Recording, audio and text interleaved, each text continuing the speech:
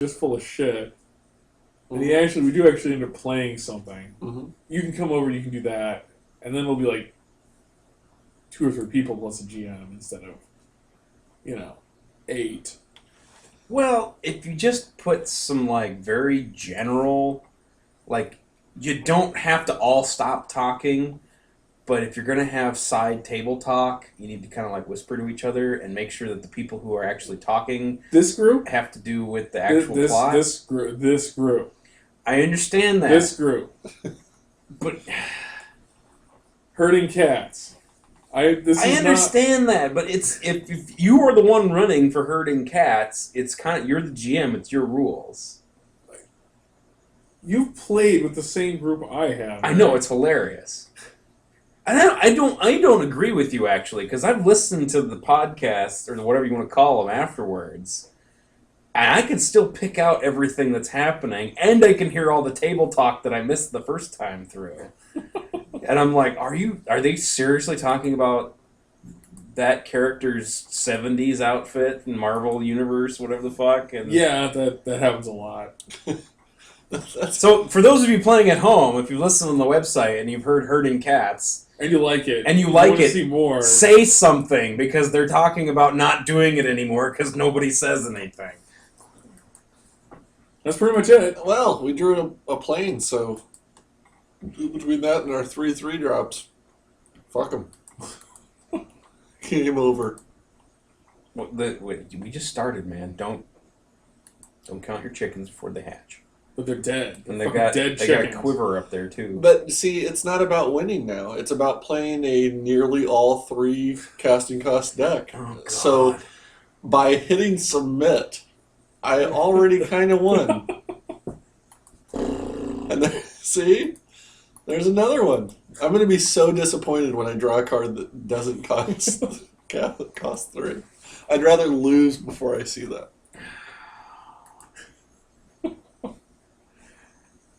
Your reality is an interesting place at times, John. Wasn't it Patton that said he really enjoys making sons of bitches die for their principles? Or something like that? And by that he meant the people in charge of their schools. No, I think he just meant, well, them fucking 3-droppers, they'll just come at me all day with their 3-droppers, but I'll make them cast those 3-droppers until they drop. And then I'll win. Say 3-dropper a few more times there. At least 6 more times. And then I'm going to get dubstep out of it. I think that's the origin of dubstep.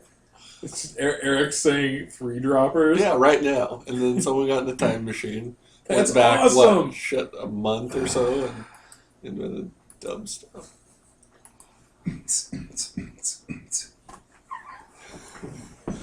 Yup. Okay. Oh, boy. Now this guy Oh, it's a becomes scared like little black, girl. right? Mm-hmm. So The then fuck is that? What is what? What is that like another Dr. Jekyll, Mr. Hyde character, except it's a nice little girl? Kinda. Okay, it's the girl from The Exorcist. Cool. She spits pea soup. It's implied. Yep. She has she creates 1/1 pea soup counters.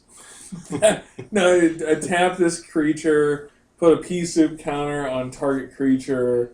If the creature has more pea soup counters than their toughness, you gain control of the creature. The creature gains the ability to tap to add pea soup counters. Yeah. See, I could do this. I could work at Magic. Yeah, you could totally make up stuff that would piss people off. Mm-hmm.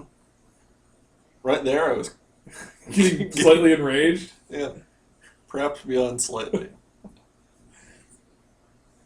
Not pure rage, but working on it. Oh, Hey, okay. look, we're winning. Hey, I know what to do with that one. Let's say yes. We want to use the ability. And do we want to put that on him I think so. first and then try to steal something? Okay, so make him worthless. So, Eric, have you ever seen a -10 forest creature? What? -10-1. Oh, Jesus. So if he attacks, you get 9 life back, or what? That's what I've always said should happen, but no. No. Lame. He should lose 10 like his life length, though. Oh, he just ate it in the shorts. Okay, flight. Yeah. This could be over quick. 3 drops. nothing but flying 3 drops. 3 drop, 3 drop, 3 drop, 3 drop, 3 drop, 3 drop, 3 drop, 3 drop, 3 drop, 3 drop, 3 drop, 3 drop. See, I told you you'd fit right in. Oh boy. Can't believe I gave up sitting at home drinking beer and cruising 4chan to do this. Oh wait, I'm still drinking beer. You're just not And I've alone. got my phone with internet. I mean, I could be set. It's arguably less sad this way, Eric. Well, yeah, I mean, Arguably. I'm never drinking alone, but most Not people clearly. say cats don't count. Unless the cat is also drinking. It doesn't No, count. I have tried, and they really have no interest in beer. I mean, I even tried to get them something that was milk-based, and they still wouldn't go for it. Well, we just won this game. Really? Yep. Yeah. How? I was casting a equipment. That's something else that probably came after you played. It's kind of like an enchantment, but you can, if the creature dies, you can put it on another creature. Okay, so you died, I'm picking up your cleaver. Right. And that would have given a +3/+0 to one of my flyers. We already had 6 on the board, so we could have dealt 9, and he couldn't block it. So he just gave up? Yep. Was that a rage quit? No, it's a variation. Okay, Like, see the this little is timer? a rage quit. When Yeah. you look Corner at there. If you run out of time, you just lose the whole thing. So, well, right now it really, really doesn't matter. that's a lot of 3 drops, but no land. yeah. None. Not a single land there. I'll go ahead and mulligan. Did you just lose those 6? No. You shuffle it back in, but you only get a draw. Instead of drawing 7 cards, you draw 6 cards. You can shuffle it back and only get 5 cards. That's how Gotcha. mulliganing works.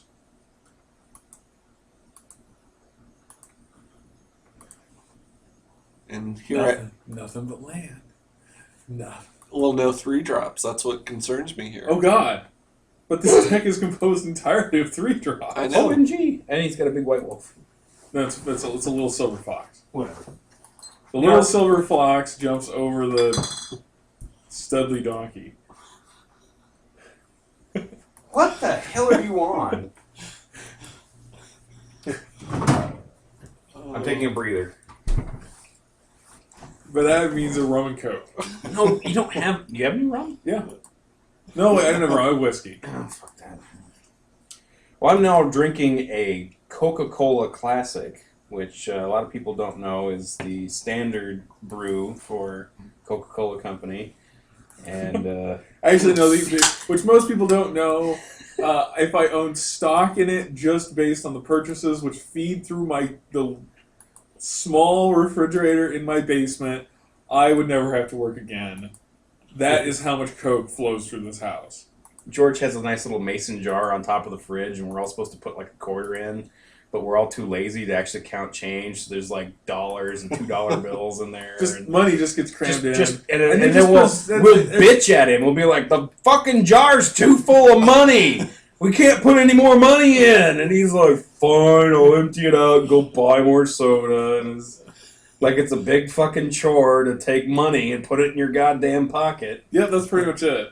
That has in fact been my experience. Oh, well. And all I can that was think of is the unfortunate. Mitch Hedberg bit where he's like, you get soda like really cheap for a 12-pack and you start to get that mindset where you think you're going to sell pop, you know? And they're like, hey, can I have a soda? Yep, 50 cents. Sorry, but it's warm. This is a half-ass commitment.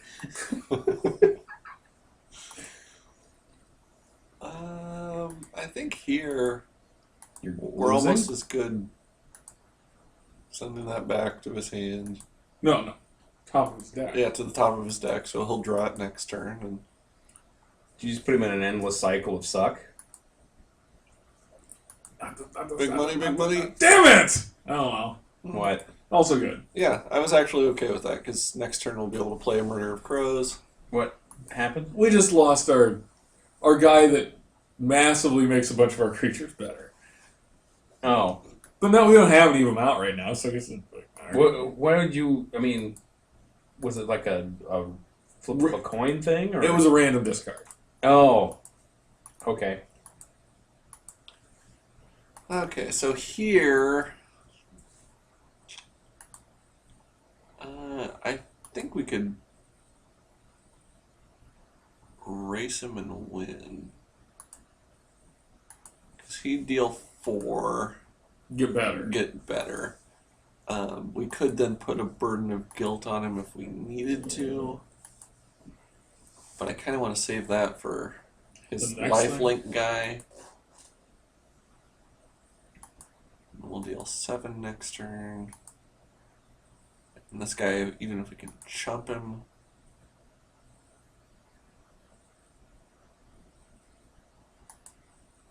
Whoa. Big snake. Okay. Big John Snake. I guess we'll just have to go with that.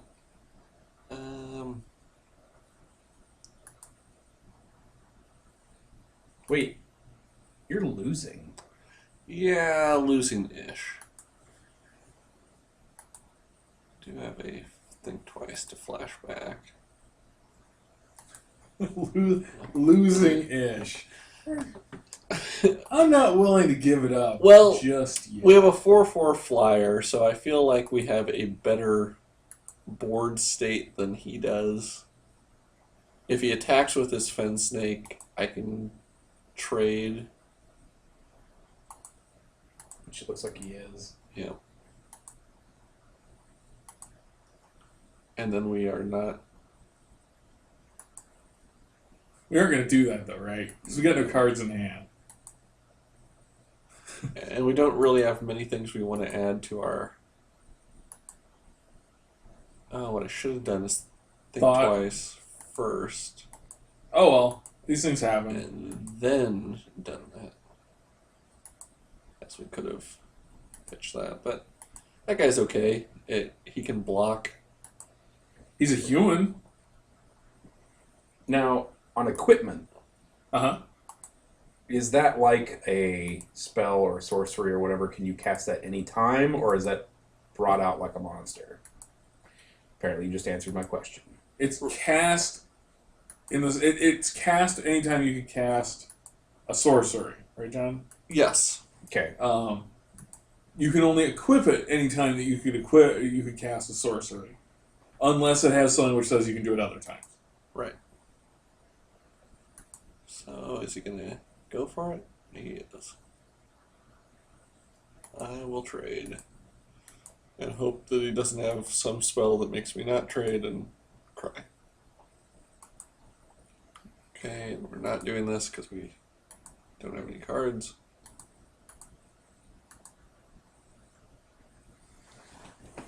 Here it comes. Getting nervous. Oh, okay. Really? That is fine. So Robin Purebloods? So we're at a point where, if he, Oh, if only this bird was human. Why? Because the Butcher's Cleaver has lifelink if it's attached to a human. Oh, so every time you do injury, you get stuff back. yeah, we gain that same amount of life. But we're at a point where if we can't either kill it or put out a flying creature, we will win next turn. You hope. Well, yeah, that's the... Maybe you'll draw something really cool. Yay, Yep. we won! So he didn't draw something, so we win. Good! We made it to round 2. And now this is a 4-3-2-2, so by winning that first round, we already are guaranteed 2 packs back. Okay. Only had to pay 3 to go in, so we're almost breaking even. Well, and you've kept all the cards in those 3 packs, and you'll keep all the cards in the 2 packs. In the 2 you win. packs. So if you look at it as a I'm getting more packs thing, then you're okay. You're just taking her out. Right. Okay.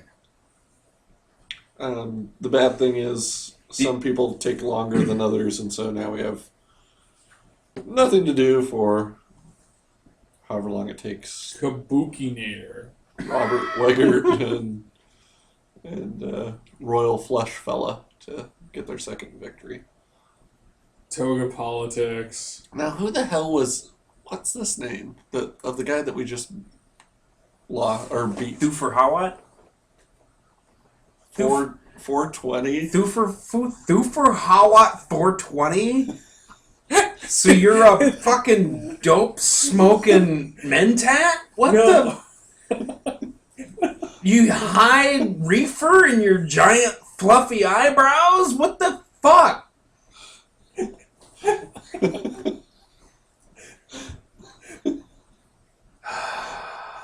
So, It's like a Bob here. It's great. yes. That's Why he was playing Throbbing Purebloods. Well, because if he was playing the Purebloods, he's Thufir Hawat, and those are his Atreides. He is our vampires. so is this and like a werewolves. guy's name in Dune?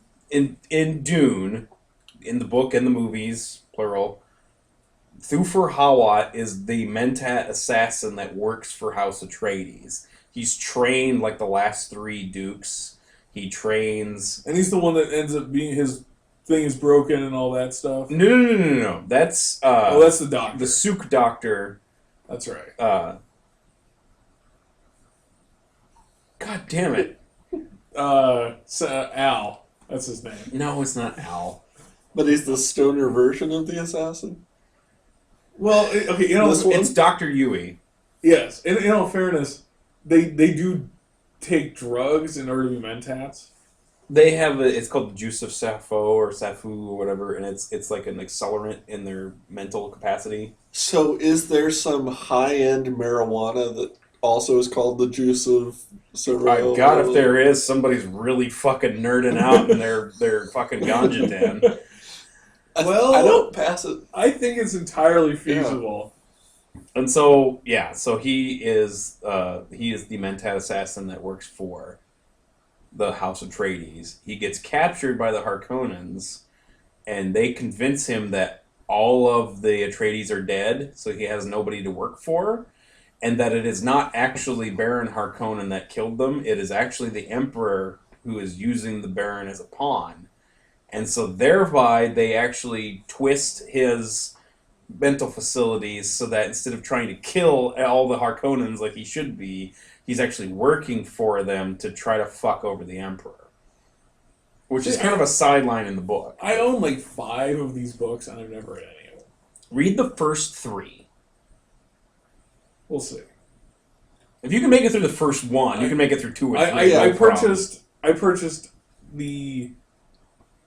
the first I purchased the Belgariad and the Dune books at the Salvation Army at one point, Okay. because they were selling all of them, and Joe was there. He was like, "These are both pretty good," and so I was like, "Hey, Dune, cool, I'll buy that." And Joe was like, "Yeah, Dune is awesome. If I was choosing which one to read, I would totally read the Belgariad first." I don't know what that is. Oh, dude. They're probably would be counted as young adult fantasy at this point, even though they're young adult fantasy in the same way that, like, okay, now comparing them to The Hobbit is probably not accurate because the level of literary thing is skewed because of Tolkien being a freaking psycho smart English dude. guy, yeah. Professor of English and literature. And linguistics and everything else. But yeah. Oh, I'm bored. I'll make up my own language. But no, the Belgariad has pretty much everything you could want out of a fantasy story. And it's actually partially written because the guy was trying to write books and nobody was reading them. And he was in a grocery store, and he sees sitting on the counter of books that they had there that Lord of the Rings was sitting there, and he was like, "Oh, seriously?" this thing is still kicking around, and he picks it up, and he 43rd printing. He goes, maybe there's money here. And he sat down and he wrote these books based off of a map that he had drawn up after he spilled coffee on a piece of paper. Hey, it was like, hey, that's kind of an interesting shape, and he started drawing countries and all this stuff.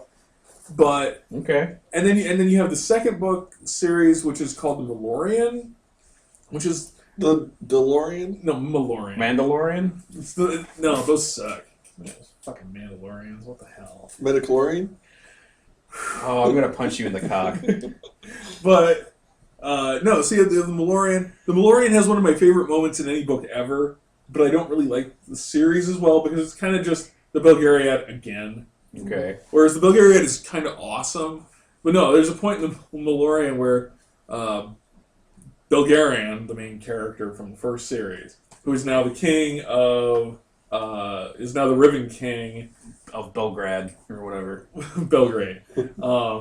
And he has this big fuck off sword with the Orb of Alder, which is the magic item that they were trying to get. It was the ring, if you're going to go for the MacGuffin item that you have to acquire. Gotcha. In the first series. So he has this, it's mounted on the sword, and the Orb of Alder is a really powerful magical relic that was created by a god rolling a stone in his fingers until it became sentient, basically. Well, the Orb does not think like people, but it really, really loves his family. So it really wants to help. But it doesn't think like a person. So his son's been kidnapped, and they're storming this castle, and so he pulls out the sword and he gestures. And the way magic works is the will and the word. So it's just pure force of will. If my will is greater to cause something to happen than its will not to happen, then it happens. Sometimes you can cheat some things to say that. Well, one of the things which he does on a semi-regular basis is burst. So he'll gesture, say burst, and just whatever he's pointing at just sort of explodes. So he's done this to doors and other things like that. But he has the sword in his hand, and his son has been kidnapped, and he's not quite thinking clearly, and burst on the gates, the big, thick gates of this place. And he puts this giant furrow into the town as the Orb's like, oh, I can help. and so instead of it being that he blows open the doors and his guys storm in, there's like this total stop of the battle as everyone is shocked by the amount of force that goes by, and people's ears are ringing and stuff like that. And it's one of my favorite moments in any book, and it's just like, that's awesome! But, at the same time, as a whole, the story was not as good. No, the Belgaria is well worth reading. No, Dune is great. Dune is a setup of... Dune by itself can be read by itself. Well, that's good. I prefer books that way. All right? That was my complaint about the second one is Dune Messiah, and it's like, okay, book one happened, now I'm trying to rule my kingdom kind of deal in space. My kingdom in space. Well, that makes it better. Between book one and book two, we kind of started a jihad that went through the universe and killed trillions of people. Oops. But I'm in charge now. Okay, well, hold on. Is it really an oops if you end up in charge? Well, he's got this whole prescient thing where he can see the future, and he keeps trying to guide his path and humanity's path to a certain point, but he knows once he gets to a certain point, if he doesn't do it really fucking careful, it'll tip over the precipice, and even if he dies, it'll still cause this fucking culling of the universe because he'll become a martyr. Okay, sure. And so we want to stop this, John? Oh, we're in the middle of it now. So second one is I'm ruling my kingdom, and shit's going down. Third one is, hey, these are my kids, and I'm dead, maybe. No, I'm a blind hermit living in the desert. Okay, yeah. Fourth one, fucking rage quit. People read the fourth one, they're like, what the fuck is this? Because it's 50,000 years past the third book, and there's still characters around, and shit, you're like, it's a fucking tropical paradise where there were sand dunes before. What the fuck's going on? Yeah, I've heard about this book. Joe, and it's Joe my told me about favorite one out of all of them. It's so good because it just pisses so many people off. It's great. And then it gets into the 5th and 6th books where you're like 100,000 years later, and you're like, "What the? Where the fuck am I?" You know, That's what I was asking and then you myself find this out exact you're on a moment. planet that used to be called a different name, and way back in the day, may have been Earth. Who knows? Earth is a myth at this point. You know, it's kind of funky. But the Mentats still kicking ass and drinking ass. So, there are some reading recommendations for all of you. There you go. But at the very least, you'll know where that username came from. At least the At least for part of it. what? part of it. 420. Yep. All what was